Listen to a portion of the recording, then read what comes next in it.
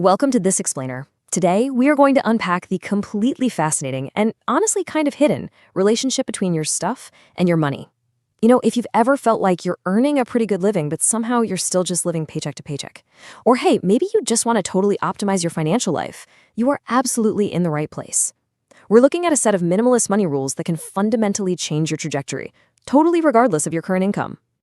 Okay, so let's jump right into this really stark contrast between two different earners who actually live in the exact same neighborhood. Picture this. We've got one earner making $95,000 a year. Their apartment is packed. We're talking a massive TV, a $4,000 leather sectional, closets literally overflowing. But they are incredibly stressed out. They're checking their bank account with a knot in their stomach because, well, they're just two missed paychecks away from an absolute crisis. Meanwhile, their neighbor makes $52,000. They've got these spacious, breathable rooms, a super modest setup, and this real sense of calm confidence. Why? Well, because they have 18 months of expenses completely saved up, and they invest 20% of every single paycheck. This is a brilliant illustration that financial security isn't just about your income. It's really about how you manage your environment. So to get us to that amazing state of calm financial confidence, we're going to break down these source rules into 5 actionable pillars: the hidden cost of stuff, smarter buying habits, auditing what you own, redefining your wealth, and finally, the virtuous cycle. Let's dive in. Starting off with Section 1, the hidden cost of stuff. Everything costs money twice. The source material points out this really fascinating rule. Everything you own costs money twice. Now, the first cost is totally obvious, right? It's the purchase price, the number right there on the receipt. But there is a hidden second cost that most of us completely ignore, and it is often way larger than that initial price tag. Let's actually break down that second cost. Think about that treadmill you bought. It probably takes up, about 20 square feet? At $30 to $50 per square foot annually in most urban areas, you're essentially paying up to $1,000 a year in implicit rent just to store a machine that, let's be honest, probably just hangs your clothes. Then you've got maintenance, which generally averages around 10% of an item's value every single year. And please don't forget the mental energy. Researchers have actually found that visual clutter actively increases your cortisol levels. So your unused stuff is literally biologically stressing you out. And to put all of this into perspective, let's look at the final part of that second cost, the opportunity cost.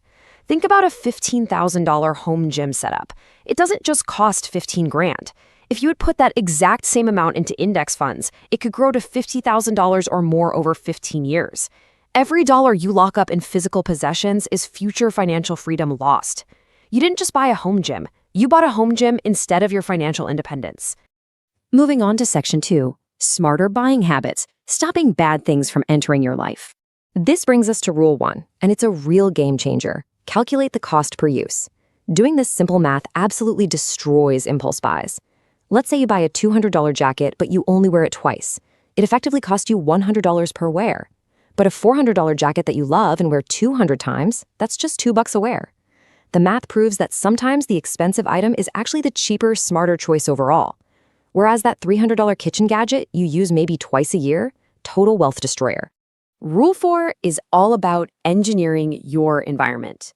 Because honestly, relying on pure willpower is a losing game. Willpower depletes when we're tired or stressed out.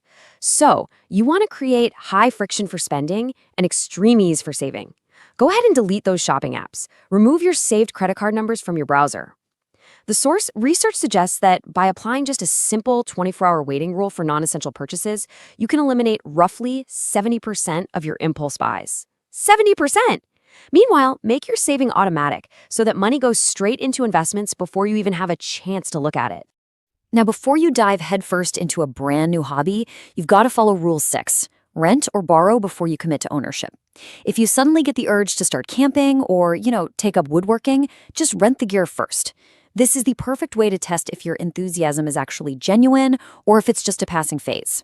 If the interest fades, you just saved yourself a ton of money and avoided turning your garage into a dusty museum of your past interests.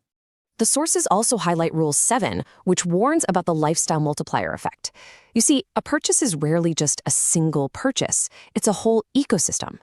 Buying a $30,000 boat triggers a massive cascade of supporting expenses. You're going to need a trailer, a hitch, storage fees, maintenance, insurance. that 30K purchase is actually a 40K or 50K ongoing lifestyle anchor.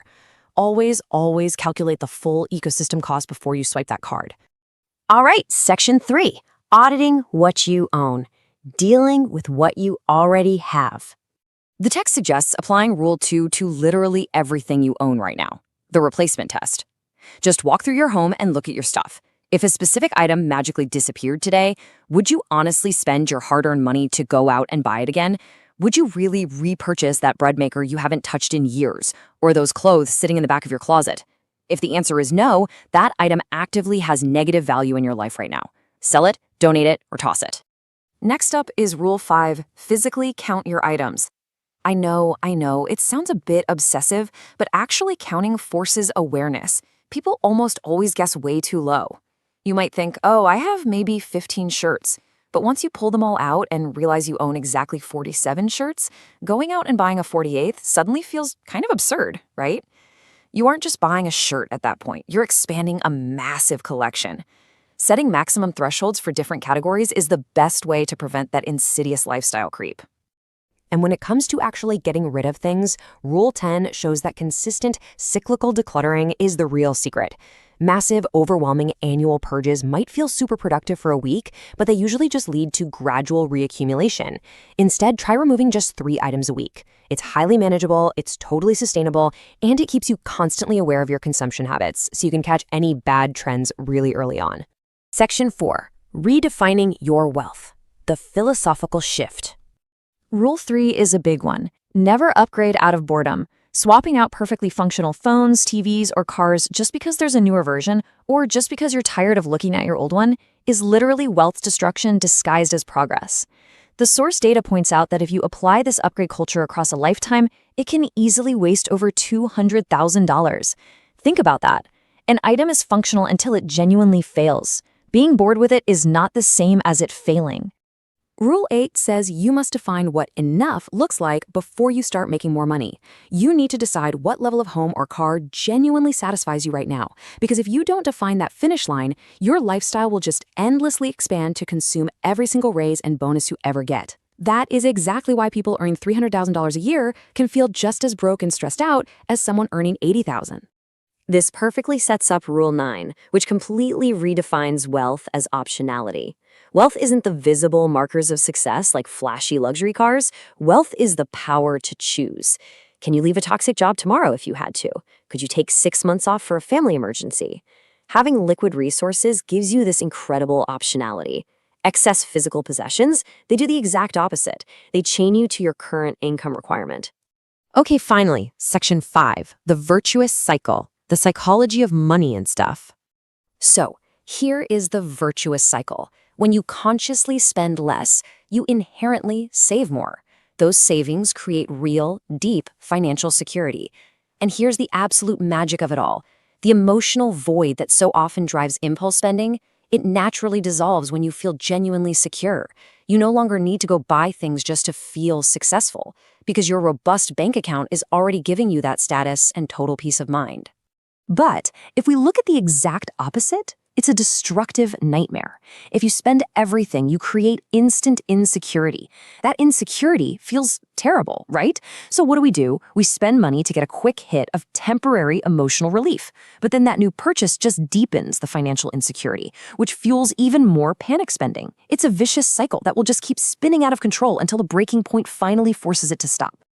Applying these minimalist money rules provides such exceptional clarity. It literally allows you to step off that endless treadmill of consumption and start building real, tangible wealth. So as we wrap up this explainer, we are left with this ultimate, absolutely crucial choice for our financial futures. Think about it. Do you want to intentionally own your possessions? Or are you comfortable with your possessions owning you?